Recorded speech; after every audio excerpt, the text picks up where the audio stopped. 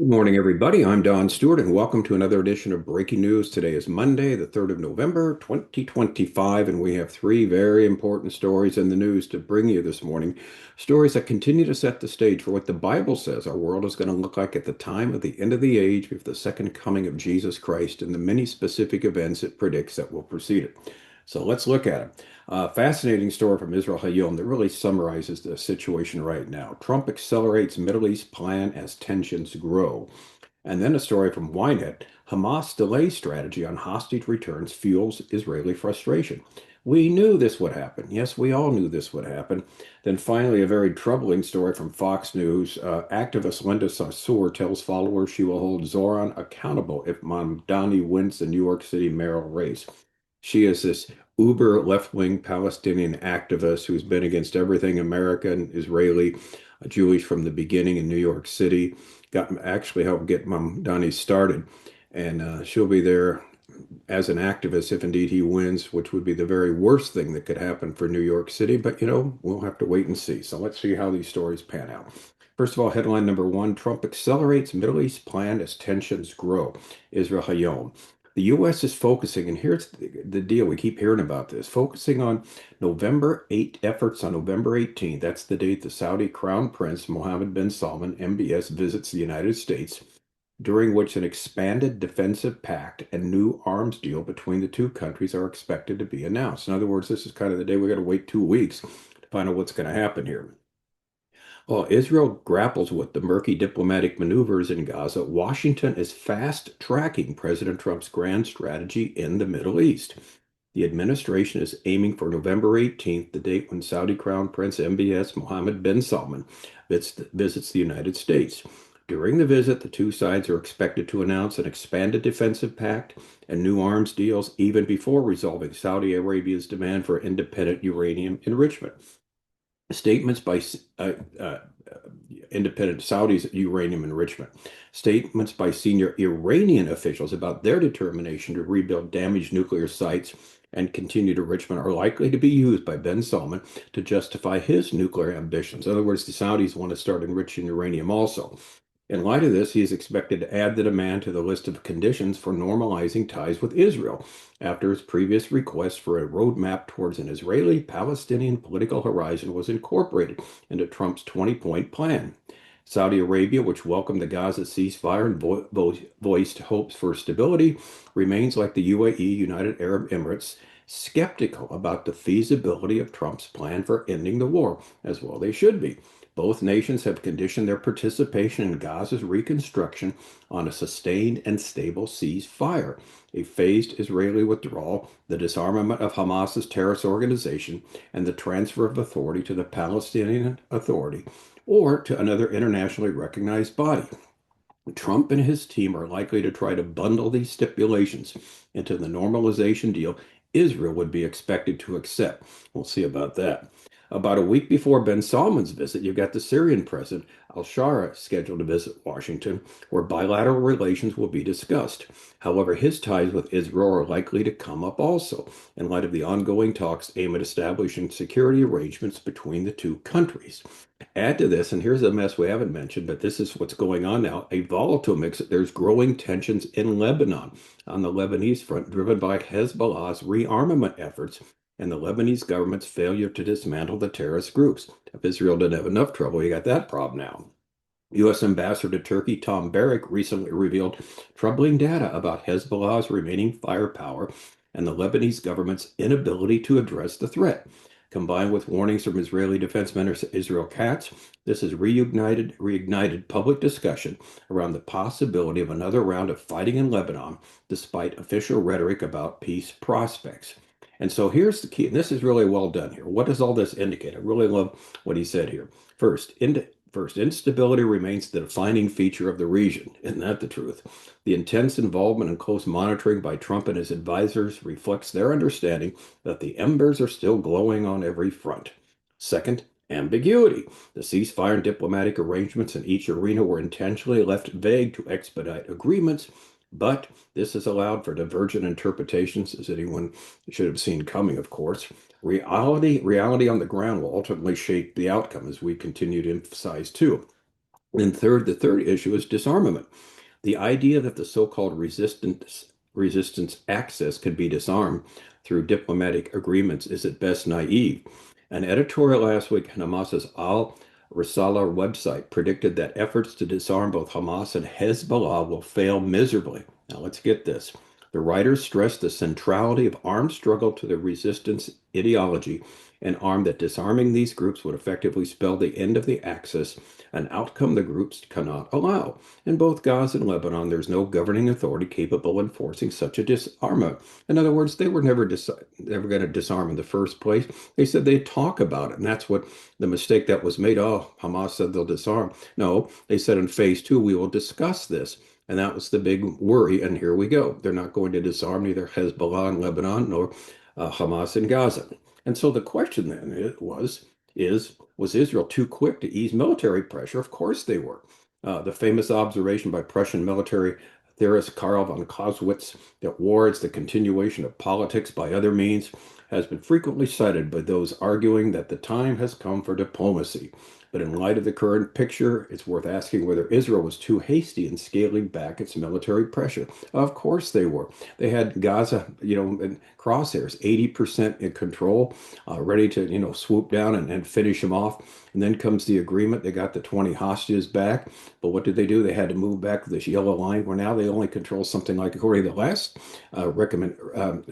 last understanding of this, only 53%. So they keep, the size of Israel's control in Gaza has really shrunk almost 30% of what, 28% what it was before. All right.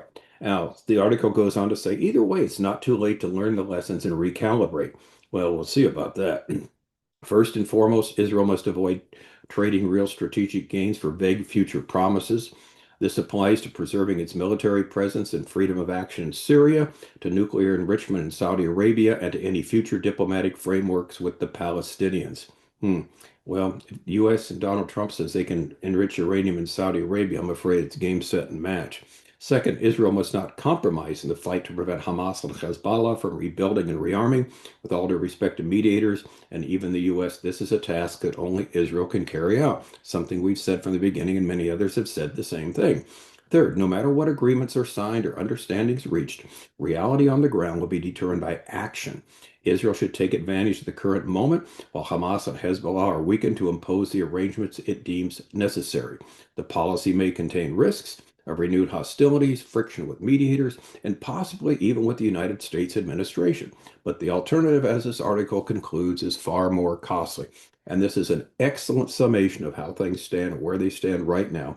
Now, so seemingly, we're going to have to wait another 2 weeks plus before we find out exactly what the U.S.-Saudi deal looks like, before we can project what will happen in the near future. Now, as we stress, what we know from Scripture is what's going to happen in the long run. However, in the short term, instability and ambiguity are the operative words. Now, let's move to another headline. This is from YNET. Hamas's delay strategy on hostage returns fuels Israeli frustrations. We knew this would happen. Israel accuses Hamas of deliberately stalling the return of slain hostages to regroup and profit from aid, while Washington resists new sanctions. In other words, their hands are tied. Netanyahu warns Iran's proxies are licking their wounds as fear of a Hezbollah escalations rise. Israel is growingly increasingly frustrated with what officials describe as Hamas's deliberate drip feed of hostage bodies. By the way, the three that were released the other night are Israelis. Were part of the deceased group, so there's something like 8 of them left, only 8 bodies left to fulfill this first phase of the all the bodies released.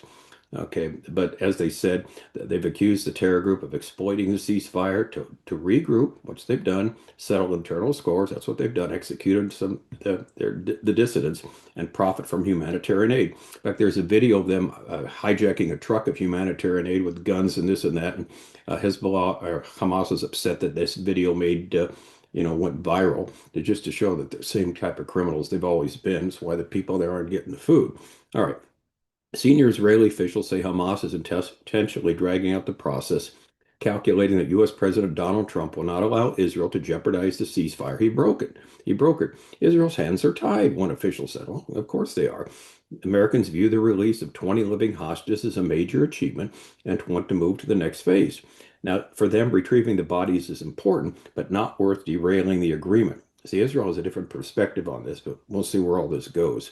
In coordination with Washington, Israel has kept the Rafah crossing closed for 2 weeks. This is the only sanction the U.S. permitted Jerusalem had sought to expand its military-controlled zone inside Gaza in response to White House and Hamas delays.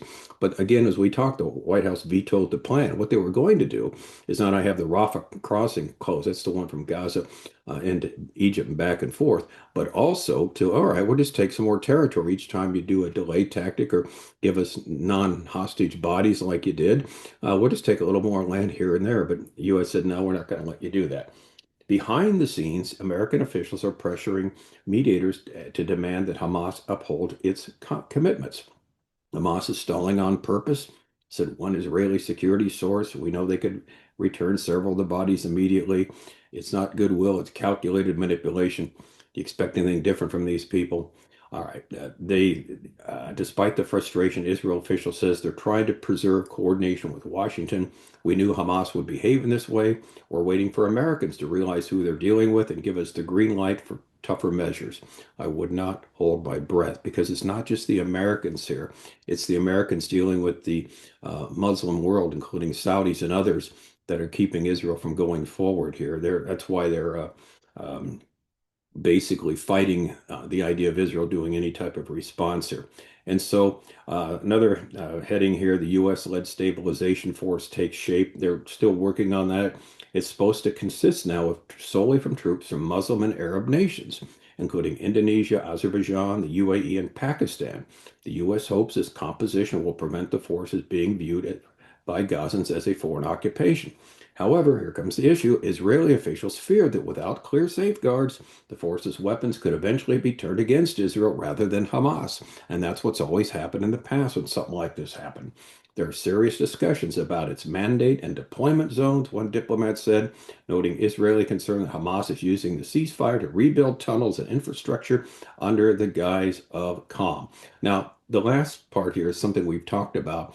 The U.S. is expected to submit a Security Council resolution outlining the mandate in the coming weeks. Washington is pushing for some Palestinian Authority participation, though Israel opposes the use of the PA uniforms. Egypt and Saudi Arabia have also already declined to send troops. They're wary of Qatar and Turkey's involvement, and a sticking point for Israel, which vetoed Turkey's participation. All right, so anyway, bottom line is Gaza, Lebanon, Yemen, and Iran all remain unresolved and all may flare up again. The big worry is Iran and its nuclear ambitions, and we'll keep you posted on the latest. But as this story says, it's so many things unresolved here, ambiguity, non-resolved things. And finally, we turn to the United States with a very, very, very troubling story. From Fox News, Linda Sarsour tells followers she will hold Zohran accountable if Mamdani wins the New York City mayoral race. Palestinian American activist says she'll stay outside City Hall to ensure her pal fulfills campaign promises. She issued a veiled warning Saturday night to New York City mayor frontrunner, saying she will hold him accountable to fulfill campaign promises. Get this, including dismantling an NYPD unit that polices terrorism threats, protests, and riots. That's one of the things he's argued for. We don't need this unit. They just police terrorism threats, protests, and riots. Who needs that, in this day and age? That's one of the things he's advocated.